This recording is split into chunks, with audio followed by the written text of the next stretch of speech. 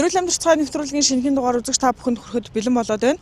За бид эрүүл амьдрах цааны нэвтрүүлгийнхаа энэ удаагийн дугаарыг яг хаврын улиралтай холбогдуулан хийж байгаагаараа онцлог. За хаврын улирал ер нь хүний бие яадаг вэ гэхээр мэдээж одоо нөгөө байгаль цагуурийнхаа эсийг дагаад хүн гэдэг бол байгалийн ламтай учраас яг энэ цагуурийнхаа айс нөхцөлийг дагаад хүний бие ч гэсэндээ хувьсан өөрчлөгдөж идэг. За энэ өөрчлөлт хүний биед яаж одоо юунд нөлөөлдөг вэ гэхээр хамгийн гол зүйл нөлөөлдөг зүйл бол одоо бидний хэлж заншсан нэрлэлдэг дархлааны системд бол сөргөөр болон эргээр янз бүрийн байдлаар нөлөөлж идэг юм байна. Тэгээ энэ одоо дархлааны системийг бид нар яг энэ улирал солигдох үед ер нь яаж одоо тэнцвэртэй байлгахын юун дээр нь бид нар анхаарах ёстой юм. За мэдээж энэ дээр нэмэлтээр одоо ямар одоо ийм бэлтгэлүүдийг нэмэлтээр ууж хэрэглэх боломжтой байдаг вэ гэдэг ингээд ийм цогц мэдээллийг бид бүхэн эрүүл амьдрах цааны нэвтрүүлгийнхаа энэ удаагийн дугаарт багтаахыг зорилоо. Үзэгч та бүхэн ч гэсэндээ нэвтрүүлэгтэйгээ хамт байж шин мэдээллээр өөрийнхөө бас мэдлэг мэдээллийг бас зузаатгаараа гэж хэлмээр байна. Эрүүл мэндийн боловсрал олгодог эрүүл амьдрах цааны нэвтрүүлэг тантай хамт байна.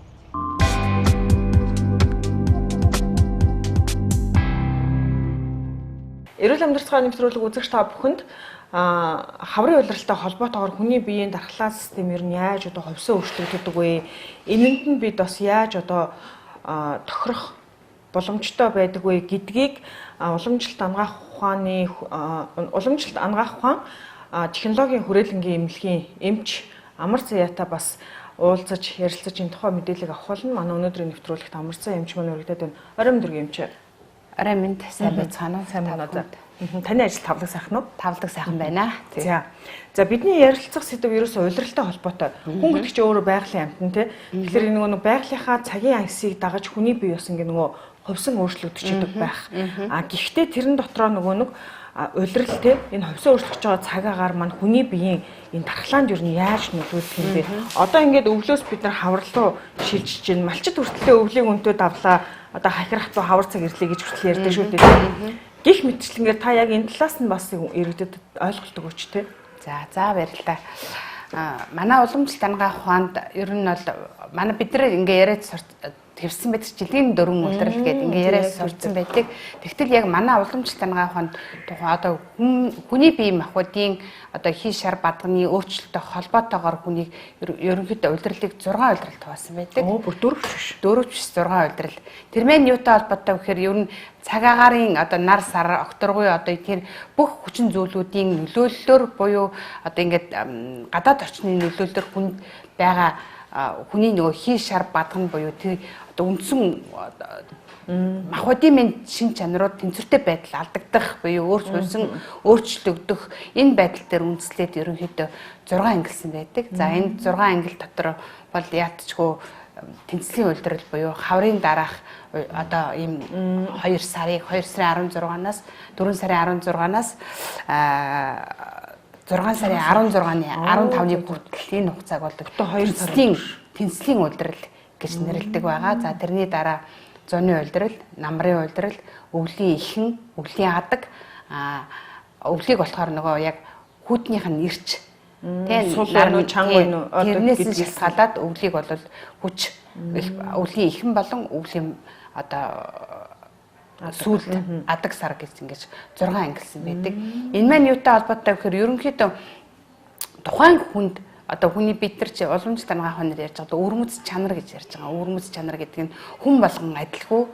Тэр адилгүй байгаагийн гол шалтгаан маань юу гэхээр тухайн хүнд байгаа хий шар бадганы одоо хувь тэнцвэртэй байдал тухайн хүний одоо генийн шин чанар эдгээр хүчин зүйлүүдээс болоод одоо юу гэдгийг тэр дахин давтагдчихгүй байдаг шин чанаруудтай холбоотойгоор ер нь бол хүмүүсийг энэ одоо юу гэдгийг бие хэл сэтгэл одоо юу гэдэг бүх юм үлмэн одоо тий харьцангуй тэнцвэртэй байж хүн эрүүл орших үндэс байдаг учраас тухайн улирлынхаа буюу гадаад орчин хүчин зүйлээс шалтгаалаад одоо тэр нь цохилтой эдээ ундаа явдал мөр одоо бусад юмнуудаа зөв хэрэглэх нь эрүүл орших үндэслэл болж өгдөг ийм учиртай байдаг. За хоёрдугаарт нь бол манай уламжлалт анагаах ухаанд одоо дархлааны асуудлыг ерөнхийдөө бүр бүтэн юм бүлгээр нь авч үздэг. Ер нь бол одоо манай ангаа ахван ч өөрөө урьдчилан сэргийлэх болон имжлэх гэсэн хоёр том хэсгээс бүрддэг. За урьдчилан сэргийлэх гэдэг маань эхний ээлжинд бол хүнийг яаж өвдүүлэхгүй байх уу? Тэр хий шар бадганы тэнцвэртэй байдлыг яаж хангах уу? харьцангуй тэнцвэртэй байлгах уу? Тэрийг яг ингэж одоо яг тухайн хүнд нь яаж барих уу гэдэг маань энэ бол урьдчилан сэргийлэх ангаа ахван байдаг. Энэ урьдчилан сэргийлэх ангаа ахванд бол уламжлалтаар тийм нөгөө ялангуяа одоо юм хүн өөрийнхөө идж байгаа одоо эдээ ундаа одоо амьдарч байгаа орчин нөхцөл хийж байгаа ажил үйлс сэтгэлийн үйлдэл эднээс шалтгаалаад тэр хүн яаж өвдөх үү гэдгийг бас тодорхойлж идэг байхгүй юу? Ер нь бол яаж юугаар би өвдөх гээд байна вэ гэдэг нь ер нь хий хямраал ирүүл нойргуудэл барих юм бол энэ бол хий өвчин болдог юм. Гэх мэтлэнгийн энэ одоо хий шар бадганы маань одоо харьцангуй тэнцвэртэй байдал маань яаж үүсэх үү гэдгээсээ л тэр дархлааны системүүд маань өөрчлөгдөж эхлэх боломжтой байдаг гэж үздэг. За урьдчилан сэргийлэх ангаа ухаанд мөн дараагийн нэг бүлэг нь болохоор юу гэхээр хүнийг нөгөө нэг хүчжүүлэх буюу тамиржуулах, шимжүүлэх гэдэг ийм бас айгуу том бүлэг байдаг байхгүй юу? Энэ юу гэхээр тамиржуулна, хүчжүүлнэ гэхээр зөвхөн өндөр настан хүмүүс одоо ингээл ядархаар одоо яаж тамир тэгийг сайжруулах уу гэдэг энэ ярьдаг л гэж ойлгоод тийм ярьдаг биш. Тэгтэл яг эдэр залуу насны улсууд дээр бол бид нэр шим авахгүй юу? Тийм одоо тэнцвэртэй байх гэдэг. Өндөр настан дээр бол хүчжүүлэх гэдэг буюу одоо тийм тамир тэгийг тэтгэх, дэмжих ийм агуулгаар ерөөхдөө бас эмчилгээний одоо ийм арга аргачлалууд бас байдаг. За ер нь хаврын улирал яг ер нь энэ улирлын солигдол дээр хүний хий шар бадганы махбодын өөрчлөлтүүд маань орж ирдэгтэй холбоотойгоор бас нөгөө нэг одоо тэнцлийн улирал маань хий өөрөө хөдөлж гээд хаврын улиралд бол хий бадган хөдлөд эхэлдэг байхгүй. Тэгтэл яг тэнцлийн улиралд бол хий өөрөө хөдөлж эхэлдэг. Тэр үед нь одоо юу гэдгийг хүмүүст нойрог үүдэх байдаг юм уу? Одоо тухайн хүнийхээ насны онцлог биеийн шинж чанар, өвөрмөц шинж чанар, гадаад орчны нөлөөллөөс болоод янз бүрийн шинж тэмдгүүд илэрч болдог байгаа. Тийм. Гадаад орчны таны ярианд ингээд нөгөө орчны нөхцөл байдал аягүй их дурддагдлаа л да тийм. Одоо ингээд хавар олонгууд ингээд нэг юм хуйсгансан тийм шороо тоос ихтэй одоо нөгөө өвлийн турш хуримтлагдсан бохирдлууд маань одоо ингээд гисэд хайлж эхэлж байгаа үе байхгүй. Эндээс одоо маш олон төрлийн нөгөө халдварт өвчин дэгддэг гэдэг ингээд энэ бүх байдал өөрөө дархлаанд шууд нөлөөлөх юм шиг хүмүүст ойлгохоор тий одоо яг нөгөө хий шар бадганы хичээл ингээд яг ер нь бол насны онцлогоор ингээ харахаар одоо тухайлбал хүүхдүүд маань айгүйх бадган типийн хүүхдүүд бай. Бадган одоо өрмөц чанар эдтэй байдаг учраас одоо тухайн үед нь хүүхдүүдийг айгүй сайн тухайлбал одоо орчин үед бол арай өөр болчиход байна шүү дээ. Дээхэн үед бол хөлнөөс нь битгий дааруулаар, толгооноос нь битгий дааруулаараа энэ бол бадган хөдлөх, хий хөдлөх үеэр нь гэх юм бол одоо ханаад томоо амархан хүрдэг, тэгээ зэрчийг аривддаг ийм үе байдаг учраас энэ үед нь бол ханаад томоо хүрэх магадлал маш өндөр байна. Тэр маань бас ер нь бол гадаад орчны бохирдолтой шууд хамааралтай байх магадaltaй байдаг. Тийм учраас яг насных нь онцлог буюу хүүхэд нас, эдэр нас, ахмад насны хүмүүст илэрж байгаа одоо махбодынх нь өөрчлөлттэй холбоотойгоор тэр өвчлүүд бас одоо ингээд өөр илэрх боломж бас байгаад байна.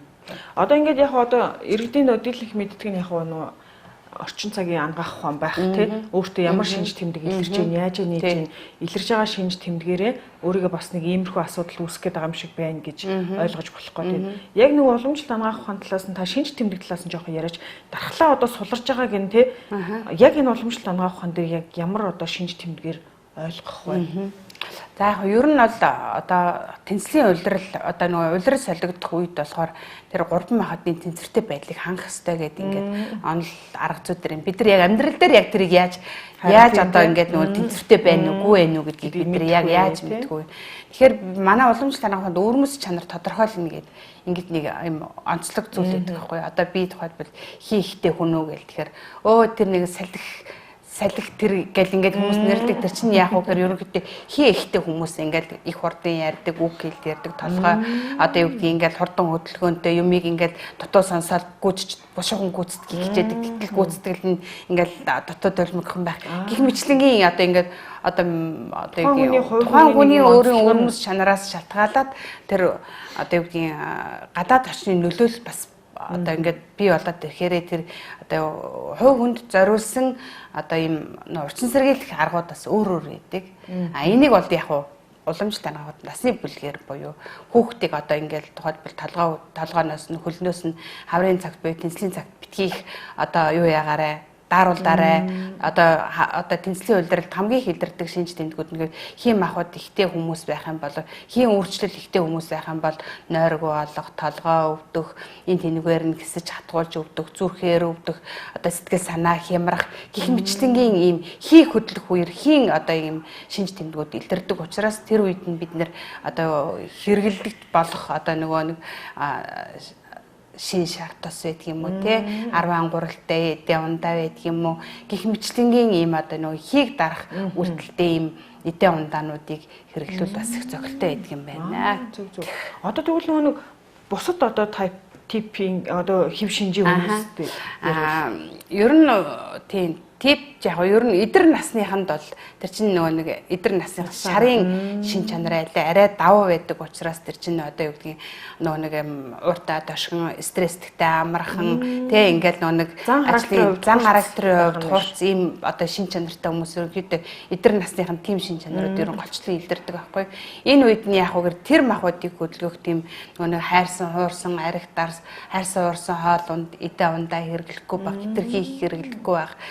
Тэгээд өшөө дээр нь нөгөө арих дарсыг уухгүй байх гэх мэтлэгийн хит халуун ногоо тий одоо даршилсан ногоо эдрийг хурц халуун амттай эдээ ундааг хэрэглэх юм бол тэр шар махад маань илүү их одоо ингээд давмгаа болоод ирдэг учраас тэр мэн өвчлөл болох үндэс болж өгдөг юм талтай хагаад. Тэгэхээр чин бас нөгөө яг энэ улирлын шилжилтийн үед бас манайхан чи юу идэж болохгүй гэж мэддэг юм шүү дээ. Хэрвээ болохгүй юм идэж уулах юм бол нөгөө л бидний сайн мэддэг нөгөө дархлаач нь л унаад байна л гэсэн үг юм шүү дээ. Яг уу дархлаа унах ч яг ерөнхийдөө нөгөө 3 махад тэнцвэртэй байдал маань алдагдаад шар маань улмал тэгсээд нөгөө хоёр маань багасаад байгаа байхгүй юу. Тэгээд хийг чинь одоо тухайлбал одоо юу гэдэг хий хямрах, хорогдох, харивдах гэл ингээл 3 янзаар өөрчлөгдөж байгаа шүү дээ. Одоо тухайлбал зүгээр энгийн яг хэлэхэд болоо тий нөгөө нэг багсах ихсэх тий дутагдах гэл хэмжлэнгийн энтэй яг ойролцоо ийм одоо шинж тэмдгүүд илэрдэг учраас энэ дээрээ бас анхаарах хэрэгтэй л гэж бодож байгаа байхгүй юу. За тэнцлийн улиралд нөгөө хийм ахуйд минь хөдөлж байгаа учраас хүмүүс бас ханиад хөрөмтгий, нус гоожих тий ингээд нөгөө нэг хийн одоо хөнгөн хөлбөрөнгийн ширүүн тийм шин чанаруудаар өвчлөх магадлал их өндөр байдаг учраас тэр үед нь одоо юу гэдгийг биеийг тэнцвэртэй байлгахын тулд нөгөө дулаахан уцлаараа шимтэй хоол ундтай хэрэглээрээ шимтэй хэрэглэхдээ тэгтээ хитэр хийхд одоо шарыг дэврэгсэн ийм хоол унд битгий хэрэглээрээ гэдэг байгаа маань ер нь бол бас ийм одоо юу гэдгийг нөгөө улирлын шин чанартай эдээ ундаага зохицуулах юм бол одоо биеийг бас эрүүл авч явах боломжтой маа л гэж үзэж байгаа. Баярлалаа. Одоо та яг хүмүүст одоо бас нэмэлтээр юу гэж зөвлөх вэ? Яг одоо энэ үед те одоо ч нэг юм дулаан чим шиг өглөө оройд эсвэл хүүтэн чим шиг нэг юм эвгүй цаг үе байгаад байна шүү дээ. Энэ үед яг ер нь бол хүмүүс хэлэхэд нэг бүлээн халуун бүлээн юм сайн уух хэрэгтэй. Ер нь бол яагаад тэгэхээр эн чинь нөгөө нэг хий махбод чинь өөрөө ингээд биеийг одоо хий харагдсан хүмүүс чинь ингээд хурдан явдаг, ярьдаг, хөдөлдөг ингээд хоол идсэн чинь ингээд хурд босоо явах тийм иймэрхүү хүмүүсийг ер нь хий ихтэй хүмүүс гэдээ бид нар ярьдаг шүү дээ. Тийм учраас тэр махбод минь хөдөлчихөж байгаа учраас тэр минь хамгийн нэн тэргүүн өвчлөлт өвтөмтгий байх боломжтой байдаг. Тийм болохоор бадга нь өөрөө ингээд амиралцсан байдаг уу яахгүй. Тийм болохоор бид нар нэг хаврын улирал таниад их хүрээд идэх шүү дээ гэдэг юм байна. Бадга нь өөрөө нэг уушиг одоо уушигны хамгийн уушигны одоо орших орон маань бадганы орон бадган байдаг учраас тэр уушигны одоо ингээд нэг тэнцвэртэй байдал маань харьцангуй одоо намжимт байдалд орчдөг учраас энэ маань юу яадаг вэ гэхээр нөгөө өвчлөмтгий байх боломж шиг бас бүрдүүлж өгдөг байгаамаа. Тийм учраас дулаахан хувцлаараа яг тохируулж өгдөг. Тэрхийг нэмгэн шатан битгийгүйгээрээ тийм бүлээн ус одоо шингэн бүлээн халуун бүлээн юмнуудыг сайн хэрэглэх хэрэгтэй байна. За тэгээд яг эдээ ундаанд нийтүүлээд талаас гэх юм бол ер нь бол буцсан ус маань галын элчийг дэмжиж биеийн тэнцвэртэй байдлыг хангаж өгдөг. За хоёрдугаарт нь болохоор нөгөө шин эдээнүүд гэдэг нь шин сүү үнэний сүү байна, шин тараг байна. За тэгээд дээр нь шин шар тус байна. Эднийг бол яг энэ тэнцлийн үйлдвэрлэл буюу ийм хаврын үйлдвэрлэлийн төсөл үеэр хэрэглэхэд болоод бие махбодыг бас харьцангуй тэнцвэржүүлж өгөх боломжтой байдаг юм аа. За энийг яг орчин үетэй холбож ойлгох юм бол тий эдгээрийг тэнцвэртэй байлгаснараа цаашлаад хүний дархлаа тэнцвэртэй байна. Тэгснээрээ илүү хангаа өвчнөөс хамгаалсан гаргалтай болно гэсэн. Баярлалаа эмчээ. За баярлалаа. За эрүүл амьд цахилгаан нэвтрүүлэг үзэгч та бүхэнд хаврын улирал хүний одоо ер нь дархлааг яаж сулруулдаг вэ, яаж өөрчилдөг вэ гэдэг сэдвээр хүрч байгаа. За тэгэхээр яг энэ сэдвийг яриулахын тулд би бас уламжлалтын эмч сонгож авсан. Үзэгч та бүхэнд бас уламжлалт хангах ухаан шинжилгээ ухаан технологийн хүрээлэнгийн эмнэлгийн уламжлалтын эмч Амарзан эмчийг бас урьж оролцуулж энэ тухайн ойлголтыг өгөөч гэж урьсан явдал юм аа. Тэгээд бидэнд бас цаг зав гаргаж бас ойлголт мэдээлэл өгсөн танд баярлалаа эмчээ. За баярлалаа. За эрүүл амьд цахилгаан нэвтрүүлэг үзэгч та бүхэнд дараагийнхаа хэсгээр үргэлжлэн хүрэх болно. Нэвтрүүлэгтэй хамт байгаарай.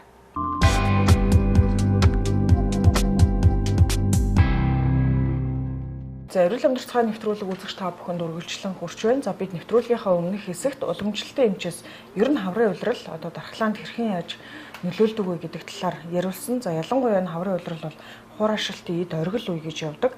Тэгэхээр энэ үед одоо иргэд маань одоо яаж урьдчилан сэргийлэх вэ гэдэг дээр манай Завхар төмөр компани эмч халиу маань ярих болно. Орой өдрийн эмч. Арай мэдвэрье. За өмнөх хэсэгт уламжлалтын эмч ярьсан байгаа шүү дээ тий. Тэгэхээр та яг араас нь бас одоо нөгөө яаж урьдчилан сэргийлэх вэ тий. Бид нэр тэгээ гол нь тохирох одоо ямар нөгөө аюулгүй хангах ухааны боломжтой юм байна. Тэрийг тэ бас танилцуулахгүй юу? Ааха. За дөрөв эмчийн маань ярьсан чил яг нөгөө нэг хаврын улиралд бол энэ яг дагтаршсан байгаа энэ цаасан дээр байгаа бактери, янз зэрэг вирус зэргүүд нь болохоор агаарт илүү тэгддэгтэй холбоотойгоор амьсгалын замын өвчлөл нэмэгддэг. За тэгэхээр яг энэ үед бол бид нар сэргийлж болох хамгийн хувь хүний зүгээс сэргийлж болох хамгийн амархан арга бол амны хаалт зүүх байгаа. Мэдээж нөгөө маск зүүснээрээ бид нар тухайн вирус янз зэргийг өөртөө оруулахгүй гэж үзэж байна тийм. За амьсгалаар дамжаад тийм амьсгалын замаараа оруулахгүй гэж бодож байна. За үүнээсээ гадна бол яг бидний хувьд бол нөгөө гараа угаах болон яг гадуур хувцсыг гэрт орж ирэнгүүтээ солих зэрэгээр энгийн аргуудыг бол маш энгийн мөртлөө хүмүүс нөгөө байнга хэрэгжүүлдэггүй юм аргуудыг бол маш ихээр бидний хувьд бол урьдчилан сэргийлтийн хувьд маш гүн үүрэг гүйцэтгэж байдаг байна. За тэгэх юм бол өөр бас яг хувь хүний зүгээс хийж болох зүйл юу вэ гэх юм бол гэртээ агаар зөвшөөрлөгч хэрэглэснээр яг нөгөө одоо яг бидний амьсгалж байгаа агаарт байгаа нэг вирус зэргүүдийг илүү устгах боломжтой болж байгаа. За мөн яг хувь хүний зүгээс бид нар нойрыг бол маш сайн нойр авах хэрэгтэй байдаг. Нөгөө чанартай нойр гэж яриад байдаг 8 цагийн нойрыг өдөр тутам авснараа энэ яг улирал солигдож байгаа үеийн дархлааны өөрчлөлтийн үед өөрийн дархлааг дэмжих илүү сайн нөгөө бусад халдвараас сэргийлэх мөн ядаргаанаас сэргийлэх зэрэг гүн үүрэгтэй болж байгаа. За хоолтын хувьд бол мэдээж нөгөө шимдэжээлтэй хоол гэдэг бол хүн болгон мэдж байгаа сонссон зүйлүүд байдаг ч гэсэндээ өдөр тутамдаа заримдаа хэрэгжүүлж чадахгүй байдаг тийм. Тэгэхээр бол шимдэжээл сайтай буюу одоо яг хоолн дээр бол маш энгийн дэглэн буюу 5 төрлийн хүнсийг хэрэглэе гэж үздэг. За тэр нь юу вэ гэхээр 5 төрлийн хүнс гэхээр одоо 5 өөр төрлийн хүнсийг хэрэглэснээрээ бид нар өдөрт авах ёстой шим тэмжээлээ бүрэн авчиж байна гэж үзэж байгаа. Одоо жишээлх юм бол хүнсний ногоо, мах гэдэг дээрээ ногоо нөрөө 2-оос 3 төрөл хагаад мах болон нүүрс ус зэргээр 5 төрлийн хүнс хэрэглэснээрээ бид нар яг өдөр тутамдаа авах ёстой шим тэмжээлээ хоолноос авч чадна. За хүмүүсийн хувьд бол маш их асуудаг зүйл бол нэмэлтээр юу хэрэглэх вэ? Яаж бид нар дархлаа дэмжих вэ? Сэргийлэх вэ гэж асуудаг. За тэрэн дээр бол яг аюурведын ангаах ухаанд бол сэвтлийн эмийг зөвлөдөг. За нөгөө мэдж байгаачлан яг аюурведын ангаах ухаан бол ойролцоогоор нэг 5000 гаруй жилийн түүхтэй энэ хугацаанд бол яг юм эмч домч нарын эрдэм мэдлэгээр ингээд суурлаад эрүүл мэндэд бол хамгийн чухал зүйл нь урьдчилан сэргийлэх гэдэг зүйл дээр орж байгаа. За тэгэхээр энэ яг урьдчилан сэргийлэхэд хамгийн чухал нь өөрөө ургамлыг хэрэглэх юм аа гэж явж байгаа. Тэгэхээр Хималай эмийн өгүүлбэр бол яг тухайн эмнүүдийн ургамлуудын яг өөрийн өх болсон эмчилгээний зүйлүүдийг нийлүүлээд гаргаж авч байгаа эмийн бүтээгдэхүүн маань бол сэвтлийн байгаа. За сэвтлийн хувьд болохоор яг ийм дархлааг дэмжих үйлдэлтэй байдаг. Дархлаа дэмжинэ гэхээр яана гэсэн үг вэ гэхээр яг ийм илүү ядарч суйлсан унтаа байгаа дархлаа юм илүү амарж байгаа үед илүү идэвхжүүлж өгч яадаг. За тэгээ мөн яг дархлаа зөвшрүүлэх гэж нэг бодлоо. Тэрний яадаг вэ гэхээр ингээд хүн ойр ойрхон ханаад хүрэхээр ингээд юм болгоноос харшлах гал, ханиалах гал, зөвөрлөх гал гэдэг энэ үед болохоор дархлааг зөвшрүүлэх буюу л тайвшруулж өгдөг үүрэгтэй байгаа. Тэгэхээр яг ингээд бид нар бол ханаад томоогоос сэргийлэх зорилгоор ханадны үе, халдварын үеүүдэд бол яг эмчилгээг илүү сайжруулах, хурдан хийх зорилгоор мөн яг юм дахилтын үеуд буюу нэг тусгаараа ойр ойрхон тухайн халдвараар өвчлөх гээд байдаг тийм. Тэр үед бол дахилтаас сэргийлэх зорилгоор мөн уух боломжтой байж байгаа энэ юм байгаа. Сэвтлийн эмдэр хийсэн нэг судалгаа хийж байдаг. Сэвтлийн эмийг ялангуяа нөгөө бага насны хүүхдүүд ч айгүй амархан ойр ойрхон өвдөх гээд байдаг. Тэгэхээр яг сэвтлийн эмийн хувьд болохоор нөгөө ойр ойрхон халдвараар өвчлөдөг 30 хүүхдэд хийж ойлгосон судалгаа хийж байдаг. 30 хүүхдэд болгосон судалгаа байдаг. Тухайн хүүхдүүд маань болохоор сэвтлийн эмийг хэрэглэхээс өмнө нэг 6 сарын хугацаанд дунджаар 7 удаа ч юм уу тийм. Зарим саруудад 1 удаа, зарим саруудад 2 удаа ч юм ингээд амьсгалын замын халдвараар өвчлөж байсан хүүхдүүд байгаа. Тэгэхээр энэ хүүхдүүдэд болохоор 3 сарын хугацаанд өдөр тутам яг өөрийнх нь насанд нь тааруулаад сэвтлийн эмийг болгож байсан. За энэ хүүхдүүд маань болохоор 1-ээс 10 насны 30 хүүхэд байсан байгаа. За ингэж судалгаа хийгээд 3 сарын дараа ажиглахад болохоор тухайн хүүхдүүдийн 80% нь буюу 24 хүүхэдт нь амьсгалын замын халдварын шинж тэмдэг илрээг байгаа. За тэгээ ингээд 3 сар болгосныхаа дараагаар дахиад 3 сарын хугацаанд ажиглахад болохоор тухайн 24 хүүхдүүд буюу курс эмчилгээ явуулсны дараагаар дахин халдварын шинж тэмдэг илрээгүй байж байгаа. За тэгэхээр ерөнхийдөө бол юм сэвтлийн эмийг болгосон хүүхдүүдийн ойр ойрхон халдвараа өвдөж байгаа хүмүүсийн 80% нь ингэж дахилтад халдвар илэрхээс сэргийлж өгч байсан ийм үйлдэлтэй байгаа. Маш өндөр үр дүнтэй гэж харж болохоор энэ. За тэгвэл энэ өндөр үр дүнтэй байгаагийн гол шалтгаан нь бас яг нөгөө сэвтлийн эмэнд юу орсон учраас тий найрлаганд нь юу байгаа учраас ийм одоо өндөр үр дүн харуулдаг байгаа юм бэ. Сэвтлийн эм яг үндсэн найрлаганд нь болохоор Google модны давиргаа гэж байдаг. Google модны давиргаа нь өөрөө яг дархлааны эдэсэд нөлөөлдөг буюу нөгөө дархлааны цусны цагаан яс гэж ярьдаг тийм. Тэр хэсэд илүү сайн нөлөөснөөр эд өгчүүлж өгч байдаг тийм үүрэгтэй байгаа. Тэгэхээр яг Google модны давиргаа бол өөр юм дархлааны хувьд бол нэлээд сайн үйлдэлийг үзүүлдэг, дэмжиж өгдөг тийм чухал үүрэгтэй. Сэвтлийн хүүхдүүдэд бас зөвлөдөг шүү дээ. Голчлон хүүхдүүд дээр ярьж байна. Ер нь одоо ингээд урьдчилан сэргийлэх байдлаар хэдийр хугацаанд тий яаж явах ёстой юм бэ гэдэг зөвлөгөө бас өгөхгүй юу? Сэвтлийн эмийг болохоор яг давуу тал нь нера үед ч хэрэглэж болдог. Тэгэхээр яг нера үеэс ахуулаад нэг юм тал цааны халбаг буюу 2.5 мл-ээр өдөрт 3 удаа, 2-оос 3 удаа гэж болдог. За тэгээ арай жоохон том нэг настай хүүхдүүдэд болоо 5 мл-ээр буюу нэг цааны халбаар өдөрт 2-оос 3 удаа болгоо авчиж болно. Илүү жоохон том нөгөө 3-аас дээш насны хүүхдүүдэд бол нэг цааны албаараа адилхан болгож болно. Мөн нэмээд шахам хэлбэрээр одоо нөгөө хүүхдүүд маань илүү сайн залгидаг болсон байгаа тийм. Тэр үедэд бол нэг шахамлаар өдөрт 3 удаа ч юм уу болгож хойлоо болно. Харин илүү нөгөө нэг жоохон том болсон байгаа 12-оос дээш насны хүүхдүүдэд бол хойлоо 1-ээс 2 цааны албаар өдөрт 3-аас 4 удаа болгодог. Эсвэл шахамлаар 2 шахамлаар өдөрт 3-аас 4 удаа болгож байгаа. Тэр нь яагаад ингэж 1-ээс 2 гэж би илүү яриад байна вэ гэхээр яг эд өвдсөн байгаа үед бол илүү жоохон өндөр тунгааруудаг. Нөгөө эдгэрэлтэй хойлоо түргэсгэж маар байгаа үед зорилгоор харин илүү нөгөө нэг баг тунгаар бол өөрчлөсөн сэргийлье. Би ингээ яг одоо өвдөгөө байгаа ч гэсэндээ тийм илүү ингээ сэргийлмээр байна гэж байгаа үед илүү баг тунгаар өдөрт 2-оос 3 удаа уух боломжтой байгаа. За сэвтлийн ч өөрөө нэг юм шин чанарын хувьд юм шахмал сироп гэж хоёр юм заадаг шүү дээ. Тэгэхээр энэ хоёрын нөгөө үйлчлэл нь бас яаж өөр байдаг бол өөр байх уу эсвэл яг адилхан үйлчлэлтэй байх уу те хэдийн хугацаанд яг хэдийн хугацаанд ухаал гэвэл тийм яг тогтмол курс амжилтгаа бол 3 сар гэдэг. Харин эдгэрэлтийн хувьд бол бид нар шинж тэмдгийг илүү ажиглаж болох хугацаанд ер нь 7 хоног уухад бол шинж тэмдгүүд нь хоёлаа ханиад томооны зөвөрүүд бол илүү хурдан намдагдаад хамаагүй шинж тэмдгүүд багасаад ирдэг. Яг хуу найрлагын хувьд бол хоёлаа яг адилхан. Тийм. Нөгөөх нь нөгөө сироп хэлбэр нь бол хүүхдүүд бага насны хүүхдүүдэд зориулсан уугаад амар зорилготой байж байгаа. Шахамл нь бол илүү нөгөө нэг насанд хүрсэн хүмүүст зориулсан хэлбэртэйгээр байж байгаа.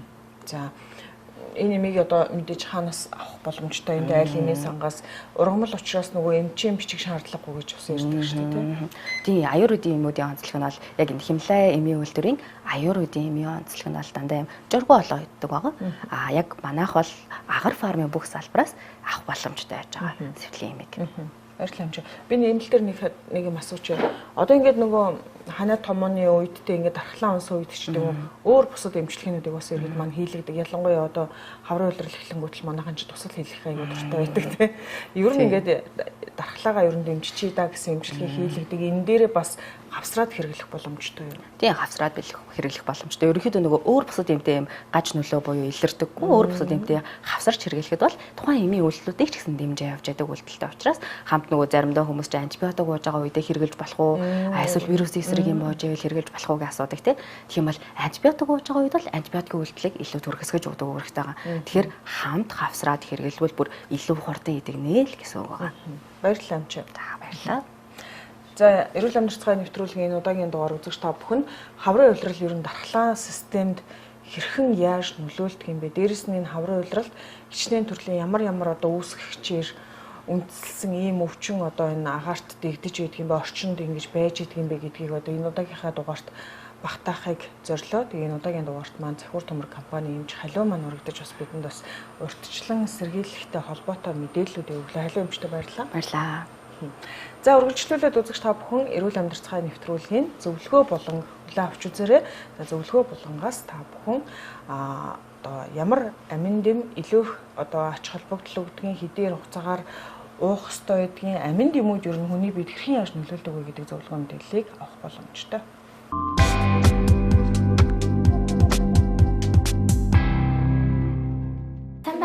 Та бүхэндээ энэ өдрийн мэндийг хүргэе. Өнөөдрийн витамин эрсийн талаарх зөвлөгөө мэдээллийн булан маань эхэлж байна. Тэгэхээр өнөөдөр та бүхэндээ зөвлөгөө D витамин, хүүхдийн D витаминыг хэрхэн сонгох талаар зөвлөгөө мэдээллийг хүргэх болно.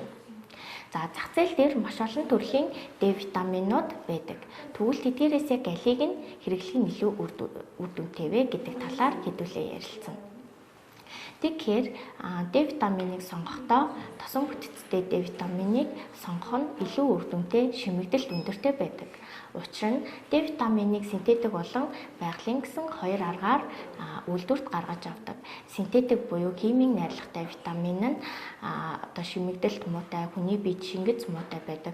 Учираас зөвхөн 50-60% нь л тодорхой эд эсэд хүрдэг. Үлдсэн 40-50% нь өөхөн эдэд хуримтлагддаг. За тийм учраас байгалийн гаралтай витаминыг сонгож хэрэглэхийг зөвлөж байна. Байгалийн гаралтай D витамин нь кофактор буюу D витаминыг эдэстэй хүрэхэд зайлшгүй шаардлагатай нэгдэлтэйгээ цуг явж байдаг учраас байгалийн гаралтай D витамин нь шимэгдэлт илүү өндөртэй буюу 90-95% нь эдэстэй хүрдэг гэсэн үг юм. За хоёрдугаарт D витаминыг сонгохдоо найрлагыг харна. Хэдийгээр D3 витамин нь мэдээж одоо 400 олон улсын нэгж, 1000 олон улсын нэгж, 2000 олон улсын нэгж гээд найрлагууд нь өөр байдаг боловч одоо суур найрлага нь маш чухал байдаг. За тэгэхээр түрүүн бид урьдсан D витамин, D3 витамин нь тосон тусдаг витамин учраас тосон суурьтай хэрэглүүл илүү зүгээрээ гээд тэгэхээр магадгүй коконатын тосон суурьтай, оливын тосон суурьтай гэх мэтчлэн суурийг чухалчилж авч үзэх нь маш чухал байдаг. За мөн тухайн витамины найрлаганд нь ямар нэгэн хамт оруулагч, үнэр оруулагч агуулаагүй байх нь маш чухал. За мөн бид витаминыг сонгохдоо сапагла бодлыг уншиж сурах нь чухал. Сапагла бодол дээр тухайн витамины талаарх бүх мэдээллүүд нь байдаг учраас эцэг эхчүүд та бүхэн маань хүүхэдтэй витамин сонгохдоо сапагла бодлыг маш сайн анхаарч хараарай гэж зөвлөх байна. За одоо жишээлбэл энэ D витаминыг харах юм бол амт өнгөнөр оруулагч агуулаагүй химийн найрлагатай нэгдэл агуулаагүй гэсэн тэмдэглэгээнүүдийг оруулсан байгаа учраас энэ D витаминыг хүүхдэд бас сонгож өгч болох нэ. За 3 дугаарт мөн тунгийн тун маш чухал байгаа. Тунгийн хувьд бол D витамин сайн учраас өндөр тунгаар өгөх ёстой, хүүхдүүдэд өгөх ёстой гэсэн ойлголт бол байхгүй. Тухайн хүүхдийн нас, онцлогт нь тохирсон D витаминыг сонгох нь хамгийн чухал байдаг. Одоо жишээлбэл 14 хоногтой няраагаас эхлээд D витаминыг хэрэглэхийг зөвлөдөг. Учир нь хэм бол эхийн сүнээс хүүхэд D витаминаа хангалттай авч чаддаггүй. Орчин нэхийн сүнд Д витамины агуулмж маш бага байдаг учраас Д витаминыг зайлшгүй нэмэлтээр хэрэглэх шаардлагатай байдаг. Тэгэхээр 14 хоногтойгоос эхлээд хүүхдэд Д витаминыг өгөхийг 400 олон улсын нэгжээр өгөхийг зөвлөдөг. За мөн 0-ос 0 сартаагаас 1 нас хүртэл 400 олон улсын нэгжээр 1-ээс 3 нас хүртэл 1000 олон улсын нэгжээр гэх мэтчлэн тунгийн өгөх нь хамгийн тохиромжтой байдаг. За түүнээс гадна тунгаа тогтоохдоо зайлшгүй Д витамины шинжилгээ өгөх нь чухал. Учир нь хэм бол тухайн хүүхдэд Д витамины илүүцсэн байна уу, дутагдсан байна уу гэдгийг зөвхөн шинжилгээгээр тогтоодог. Учираас заавал зайлшгүй Д витамины шинжилгээ өгөхийг зөвлөж байна. Дөрөвдүгээрт зайлшгүй Д витамин уух шаардлагатай хүүхдүүд гэж байдаг. За эдгээр хүүхдүүдэд одоо дутуу төрсөн яриа, шаарлалттай ярианууд, за мөн одоо цогсонгочлын эмгэгтэй ярианууд, за мөн ээж нь магадгүй жирэмсний хугацаанд илэгний өрөвсөлт өвчнөөр өвдөж байсан бол Д витамины дутагдал үүсэх эрсдэл байдаг учраас зайлшгүй Д витаминыг яриагаас ахуулаад өгөх нь маш чухал байдаг.